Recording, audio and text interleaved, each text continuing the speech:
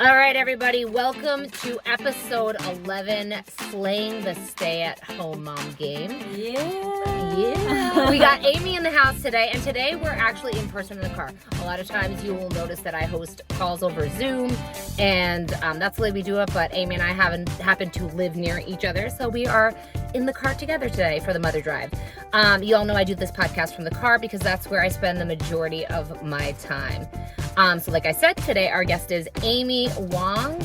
Amy is a digital creator, but she is also a stay-at-home mom who is fucking killing it, for lack of a better way to put it. Thank you. You are most welcome.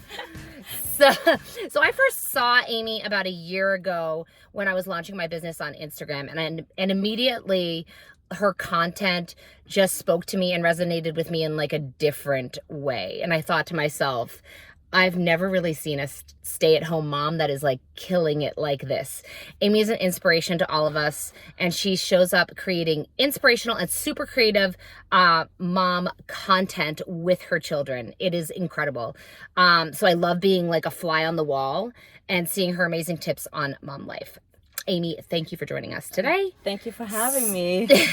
So let's get into it. I'm coming in a little bit hot here. So you have two kiddos.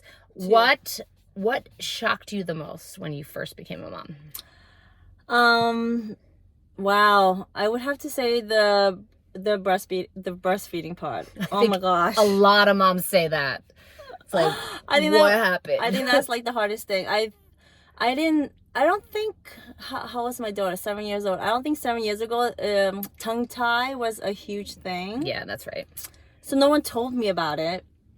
I had to find out on my own. Mm-hmm. So through, like, I think it was like 3 months of pain and like cracked nipples, the whole and shebang. Like the bleeding. I finally found out on my own that my daughter was tongue tied. Mm-hmm. So I did some research and I found a doctor in Long Island that does the surgery. Yeah, the frenectomy or what? Yeah. Was it? Yeah. What? Yeah. It was a laser instead of the snipping because there's like two different versions.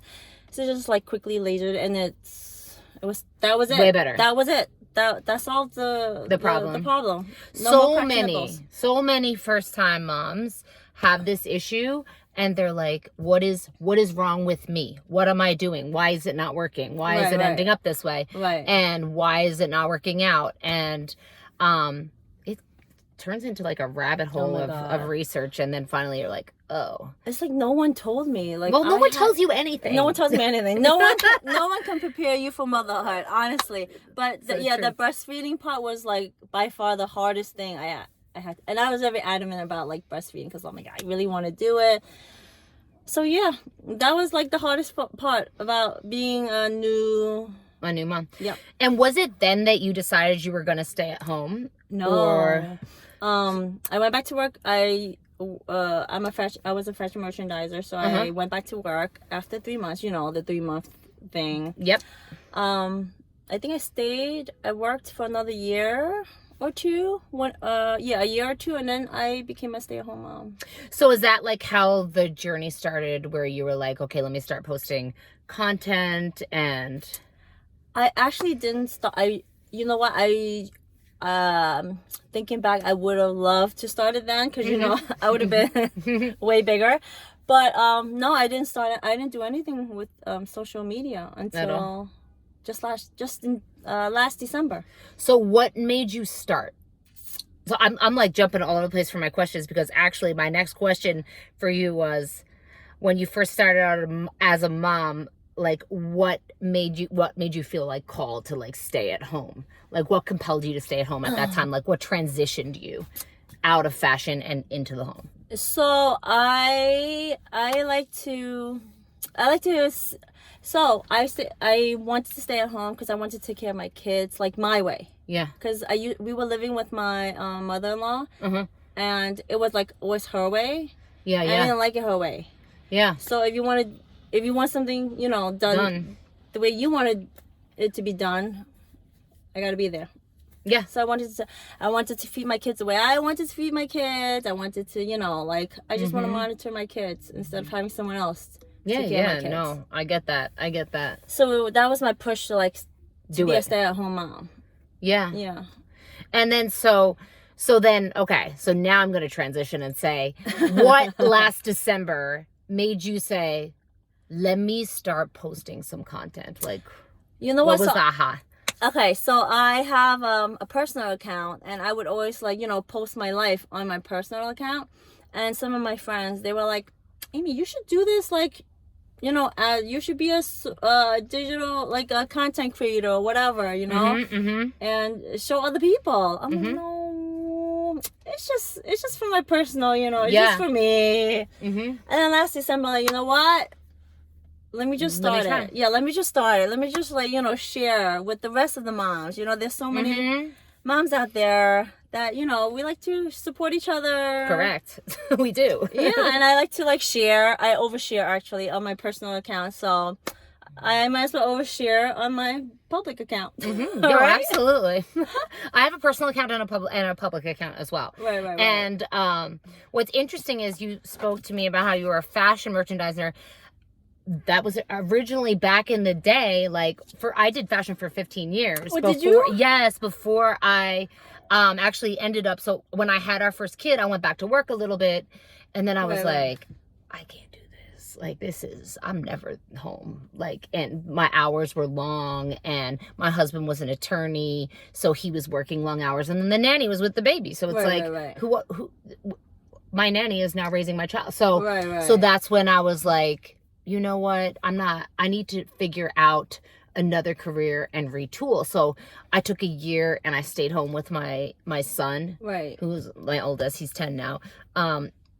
And then I ended up retooling and going into tech because it was more flexible and just easier in terms of dealing with kids drop-offs and pickups and all the stuff, all the mom stuff. Yeah. That's what I want to do. I want something more flexible. I don't want to go into fashion merchandising anymore because that's that was another push for me to be a stay-at-home mom. I went to work at I left the house because I was living in Brooklyn. So I had to take the train to the city. I worked in the city. Yep, I had to do the same thing.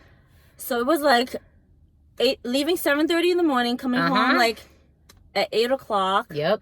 Because it was late and I didn't have any time. I didn't have any time. There was just no time to spend with my kids. No, I get it. What am I doing? Yeah. I want to be there. Yeah, and I was miserable, and my husband was like, just this, home. this, what are we doing here? Yeah. Stop. Yeah, exactly. Stop. What are we doing? So yeah, I can really relate to that. So when you first started out as a mom, what would you say, your day look like? How did you plan and schedule things? Because I know a lot of moms they just kind of get stuck in this hole of the home, and they never end up out of the home. But I noticed that you are always doing something. You always have plans. You always have a schedule for you and the kids and activities, and it's amazing to watch.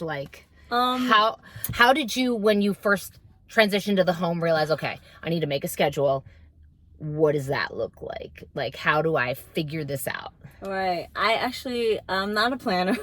Oh, you're not a planner? No, Stop. I'm not a planner at all.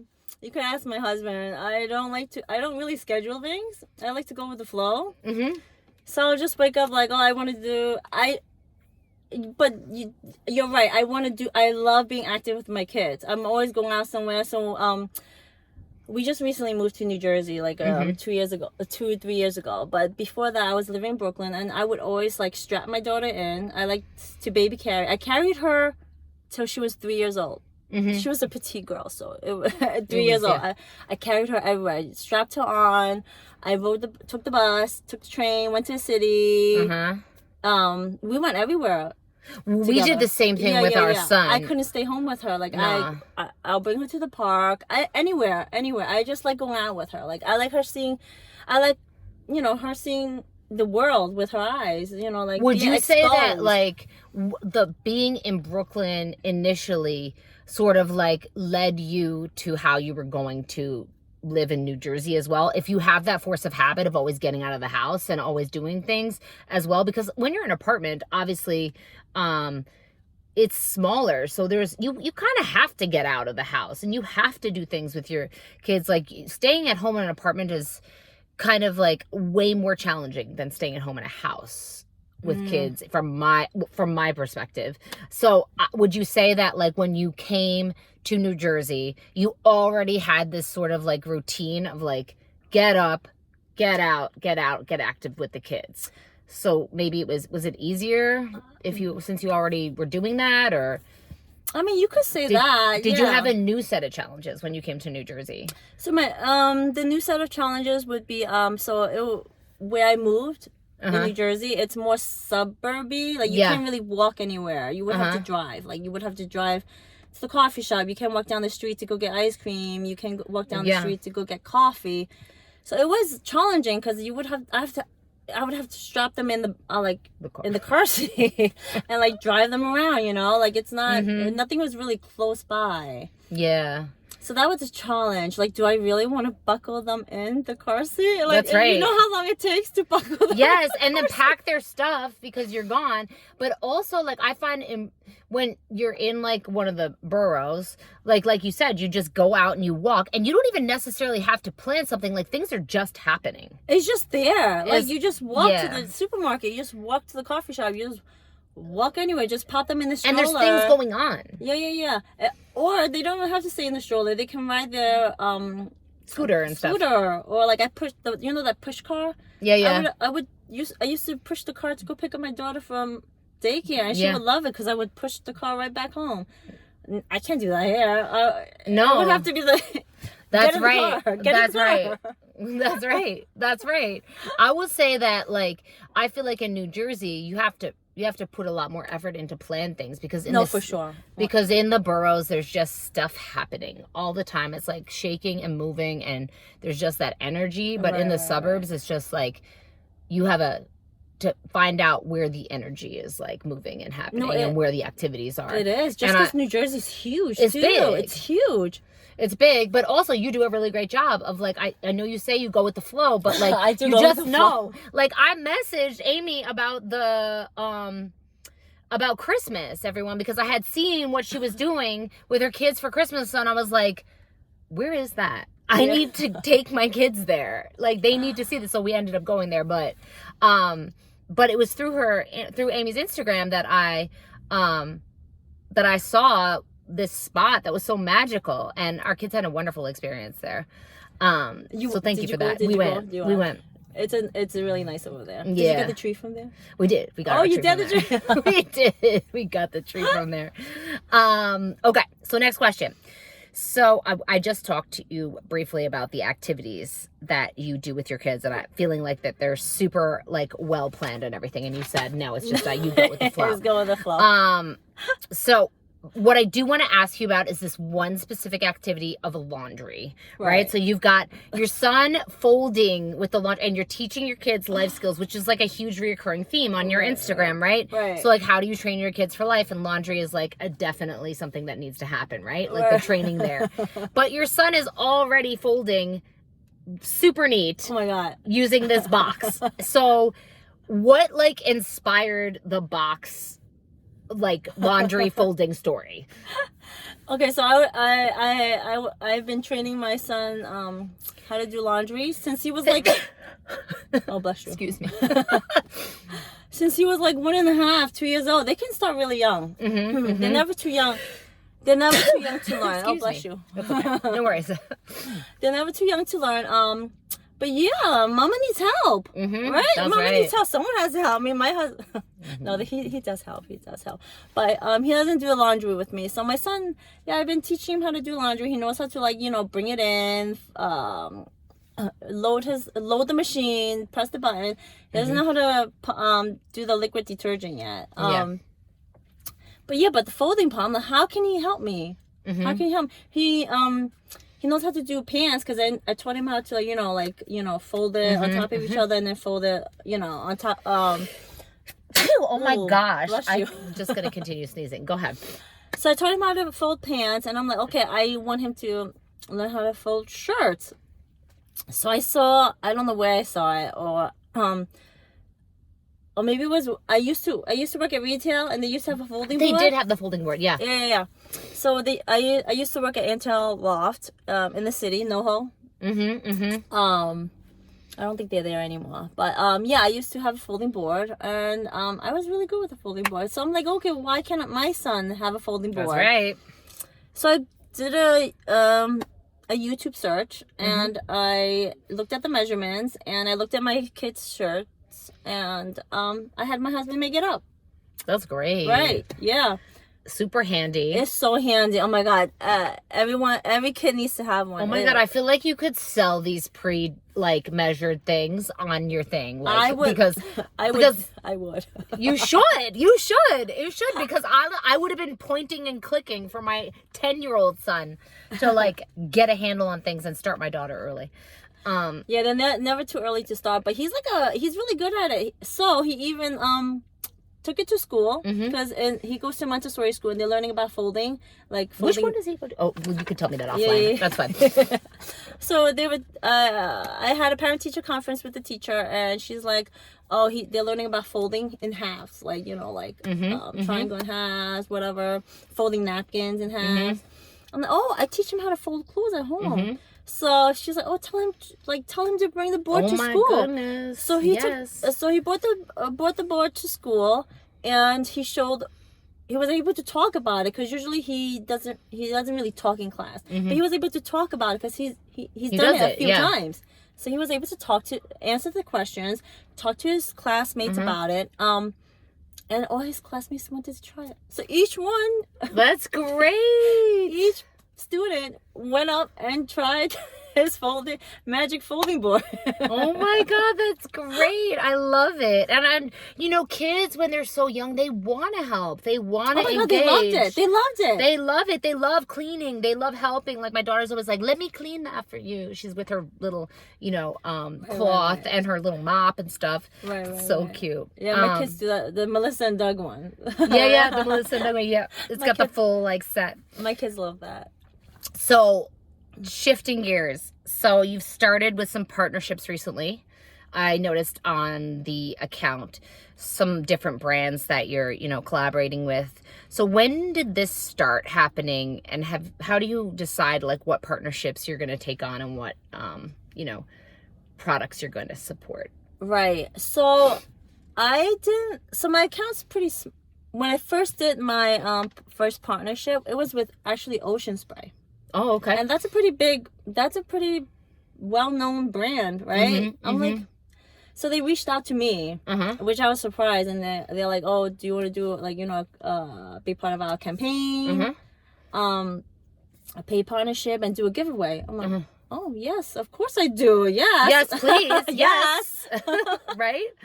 So I was only I think I had only 1,600 followers. That's it. Yeah, for a small little account like mine, I was able to catch the eye of Ocean Spray. I didn't ask them how or where they found me, but that was my first paid partnership. And so, what kind of what have you noticed in terms of the different kinds of offers that you're getting for your account? I'm asking because I know we have a lot of stay-at-home mom, listeners that are looking to somehow bring in some income for their family, et cetera, et cetera. Is there a way that they could themselves become active on their own account, creating things that could catch the eye of brands, that type of thing? Definitely do more. I think I didn't ask, but for me, I think a lot of lifestyle. So whatever you use at home, incorporate that into your, your feed, tag the brands, tag them in stories, kind of flirt with them a little bit. Yeah. And have them notice you. Yeah. And just keep on doing it, and one day they'll just reach out to you. But definitely join those influencer platforms, UGC platforms like Coley. I like doing Coley. They have a lot of UGC. What is Coley? Please explain. It's a UGC and influencer platform. So you just sign up, connect your Instagram or TikTok, whatever, and just sign up for their different brands. They have, so they're the middle person, and then so they have the brands, right? And then got it. They have us. So the brands, it'll just show different brands if they want to do UGC. Sometimes you don't have to even post on your feed. I'll show you the payment, like how much they're gonna pay you and what the requirements are. It's just like very straightforward. Like the payment, the brand, the content, and that's it. You just like, you know, sign up for it. If they pick you, then you do your thing. That's you get great. paid. And then you get paid. It's kind of really simple. I did a few UGCs with them. It's like the average is like $200 to $300. That's great. That's really great. I mean, honestly, for a lot of our listeners, like that's a major contribution toward even groceries or a daycare payment. Like anything. It really anything really helps out. So I wanted to like talk about that a little bit, the partnerships. So I'm wondering about this. So since collaborating with the different brands, right, you're wearing this content creator hat. And I'm curious if you feel like your stay-at-home mom role is now just like the hybrid of just content creator plus, stay-at-home mom, but you're becoming more serious about like the content creator hat. Or would you say that your primary thing is still to just be exclusively like focused on your stay-at-home mom role? I think I'm trying to intertwine it like together. So I don't want to like, it's not like I want to like do things specifically for, you know, content creation. I like taking my kids out. I like traveling with my kids. I like eat. Those are things like I like to do. So I just take videos of what I do normally, you know? So that's what I'm trying to get at here is I want people to understand that actually your life as a stay-at-home mom, right, like the way that you live is very vulnerable and very like captivating because it is real. It's real. And organic. It's very organic. You know what I'm saying? So I was trying to ask the question about whether or not there would be like some sort of shift being detected in the way that you manage your content moving forward. Right. Because sometimes when partnerships start to happen and things like that, a lot of the content ends up being very like specifically created content for like that brand or whatever. And then the sharing of the organic life sort of shifts out. Right. I'm not really too sure about that. But I know that since, you know, all my content is like very organic, very natural, and very normal for me, I don't know how that's gonna be such a big difference, you know. For you. And a lot of my paid collaborations or paid partnerships it's like snacks. Yeah. You know? Yeah. No, absolutely. It's like snacks and so nothing has been completely like, I need to create this campaign for this brand. Unless it's like out of the order. Like I wouldn't do a collaboration with like what?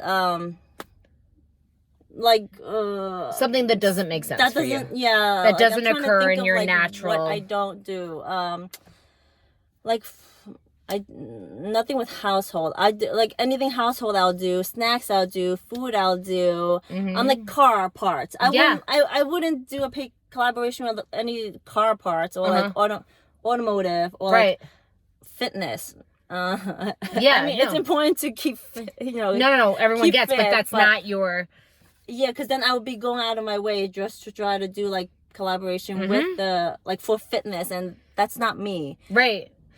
That's what I'm getting at. There your content is going to continue to be on brand for you, which is organically sharing your lifestyle. Yeah, which is also important because brands know when you're not, you know, authentic. And your followers know that you're not being, you know, true to yourself. Right. Ever like you're following someone and then all of a sudden it's like this like weird product appears and you're like, that doesn't seem like something they would use. No. like powder, like fitness powder. Like Yeah. what are All of a those, sudden what you're are those showing.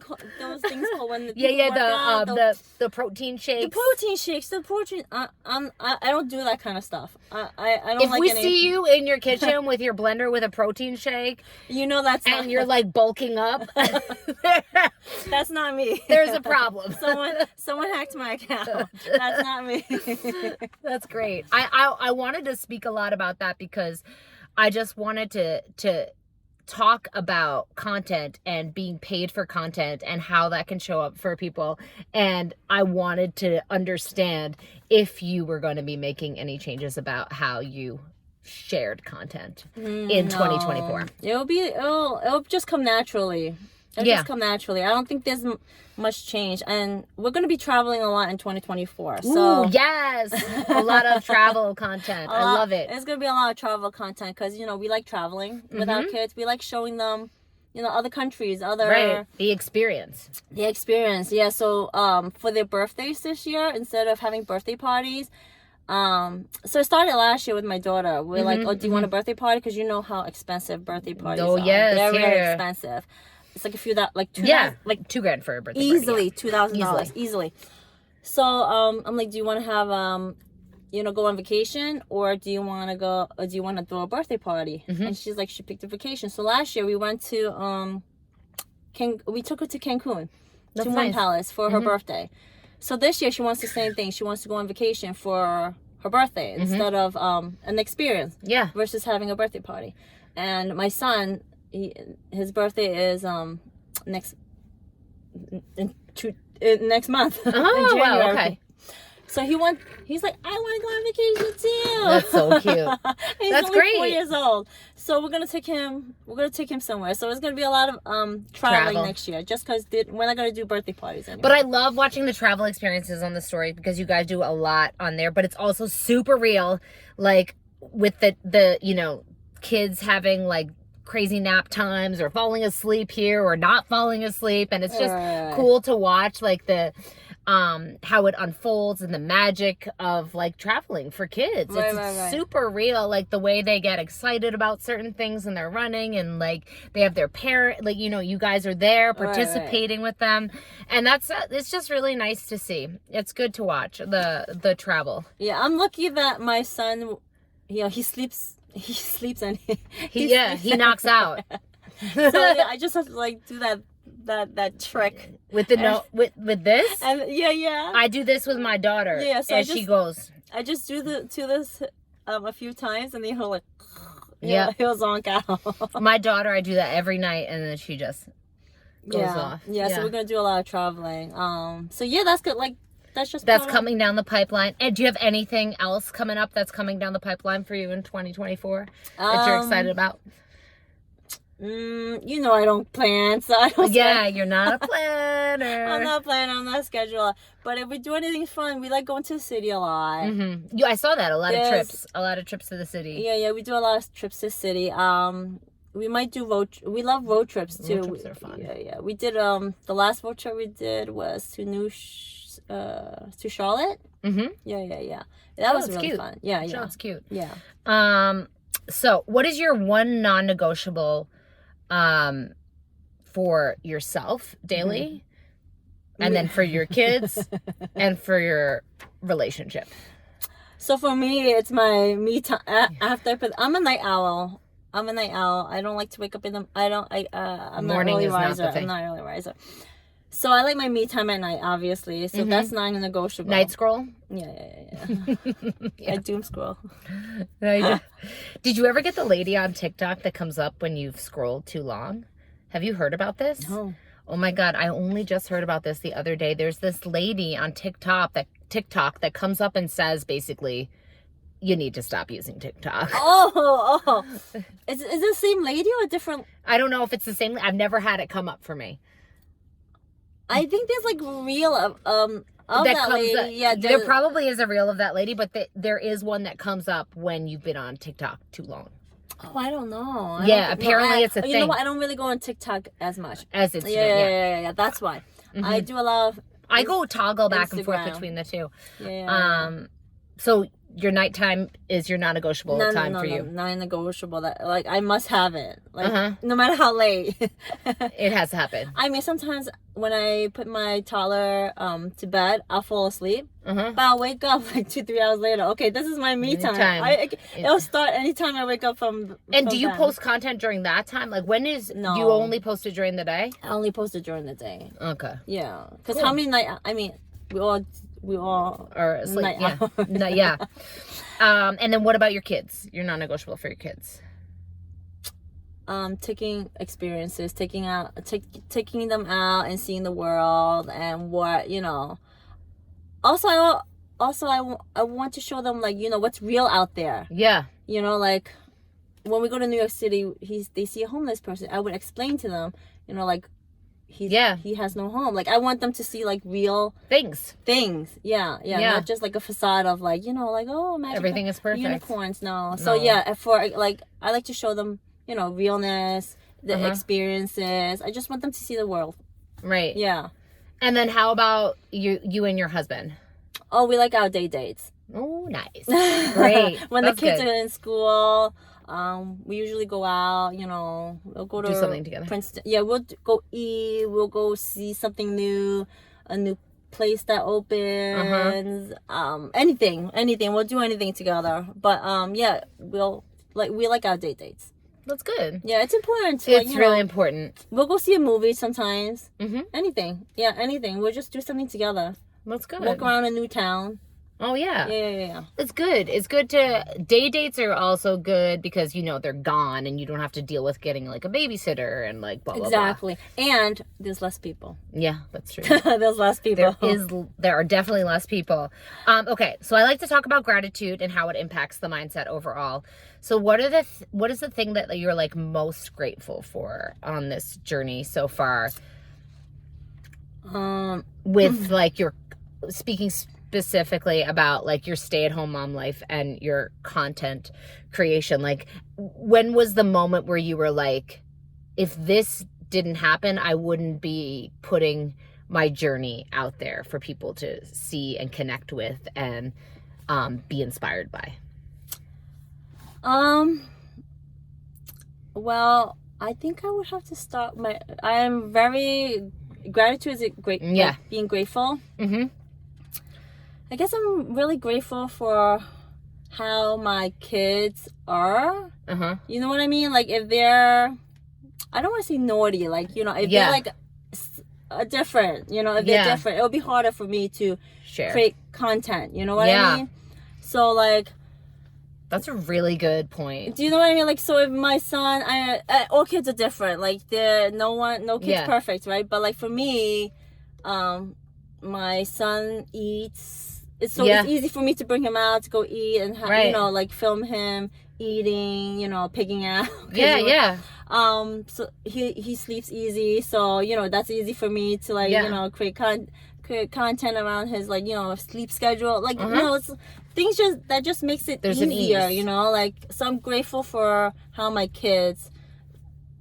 I don't know if that. That absolutely answers the question because you wouldn't have been able to if you had, you know, a bunch of challenges that you were facing every single day. Like if there was like a barrier for you to be able to like record your son eating because you're constantly fighting over the food. Then how are you creating content? No, I get it. I didn't want to sound snobby. No, but listen. Oh, my kid.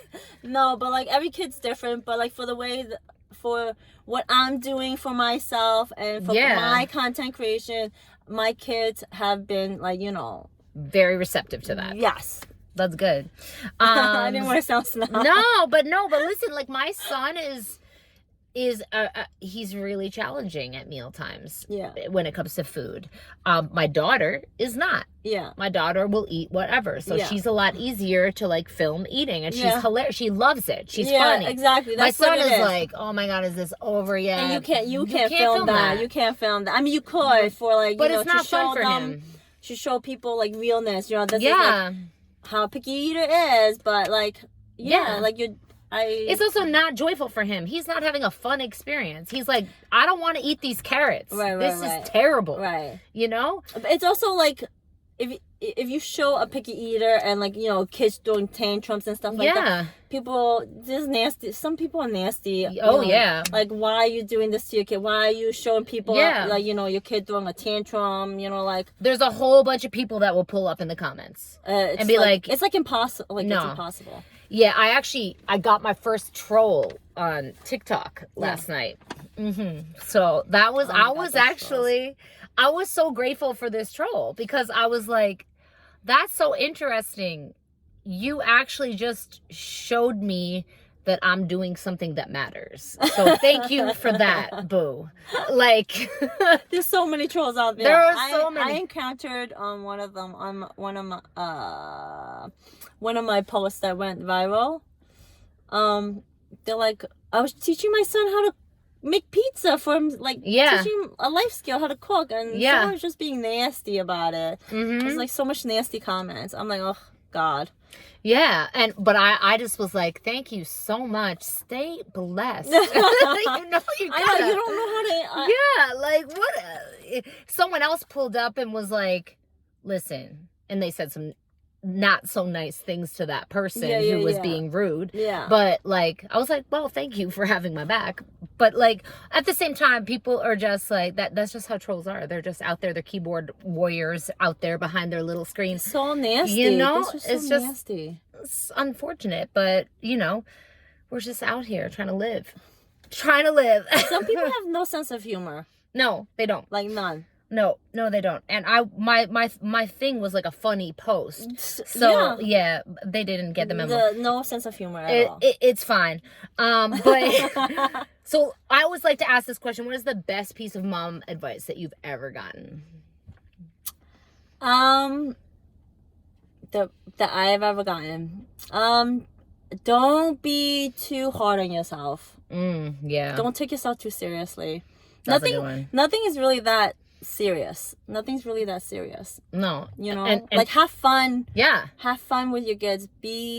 I mean, you see me recording a lot, but I don't post it at that time. I'll just do a quick record. Yeah. Of whatever we're doing. But I don't like stay on my phone and post. You know what I mean? Like, I don't post. So how would that work for you? You post later? I post later. Like, instead of, like my midnight scrolling, instead of like, you know, posting some, like I post on stories. I won't post like a reel on my feed. I'll update my stories, you know, because people, it's like throughout like, you know, the stories, they're always there for like 24 hours, I think, a day or something. Yeah, they are. I think it's 24 hours. So yeah, I'll just post on my stories. I don't post real time. Just because I want to be present with my kids at that time. So that's a great piece of advice also. So just record, like if you want to, you know, record your kids. You don't have to take too much time. Just like quickly record them doing something, you know. You don't have to be on your phone. And just update your stories or put a reel together like tomorrow or later in the day. No one really knows, you know, when you. No, that's right. No one knows when you're recording, really. Yeah. But yeah. So I want to just ask you before we go, if our listeners want to connect with you, where would they find you? Where can they reach out to you? Oh, you can reach me at House of Wongs, house.of.longs at yahoo.com, or you can just find me on Instagram. Yes, indeed. Thank you so much for sitting for this. This is wonderful to have met up with you. I'm so glad we finally got the chance to connect in person after like a year of like pinging, messaging, and all that stuff. So yeah, I'm super glad we got the chance to meet up. And me too. That's a wrap.